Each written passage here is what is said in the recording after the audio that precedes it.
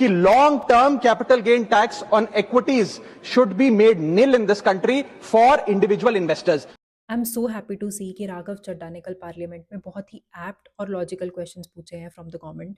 और ये सिर्फ पार्लियामेंट का मुद्दा नहीं था, ये आप और हम जैसे retail investors, middle class people, हमारी एवरीडे लाइफ थी जो उन्होंने बहुत ही क्लैरिटी से सबके सामने रखी। Middle class investors like us are being taxed at every stage of our financial life.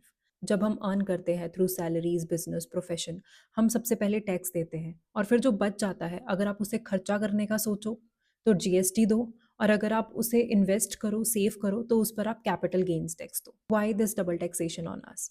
This is not an emotional rant but a very logical question कि वेल्थ क्रिएशन का हक सिर्फ और सिर्फ बड़े बिजनेसमैन, बड़े इंडस्ट्रियलिस्ट और बड़ी कंपनीज को ही क्यों है? Why in the history of India in 2025 personal income tax collection was more than corporate income tax collection?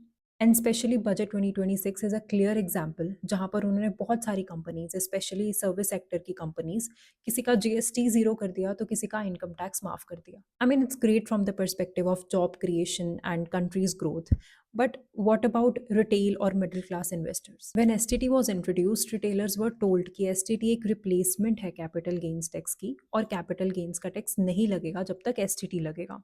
But today stock market has become a tax machine. सबसे पहले आप STT दो, फीस दो, फिर उसके ऊपर जीएसटी दो, और उसके बाद अगर आपने थोड़ा सा कमा लिया तो उसके ऊपर आप कैपिटल गेन्स का टैक्स दो। See, we are not asking for the privilege from the government. It's just about parity, about equality. And this is not a verdict, this is my opinion and a question for you all कि आपको भी क्या tax system fair लगता है? Let me know in the comments.